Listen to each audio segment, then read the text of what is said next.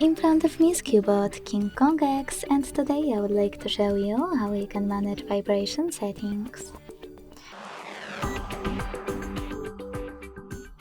Begin by launching settings and hitting sound and vibration.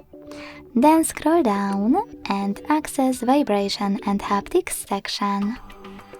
You can tap on this switcher next to use vibration and haptics to switch them off or on, and also adjust them individually by tapping on all of those switchers next to all of those features.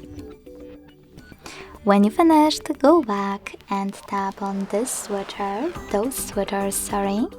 next to answer vibration, shortcut to prevent ringing, charging sounds and vibration, and last but not least, always show icon when in vibrate mode to manage all of those options as well.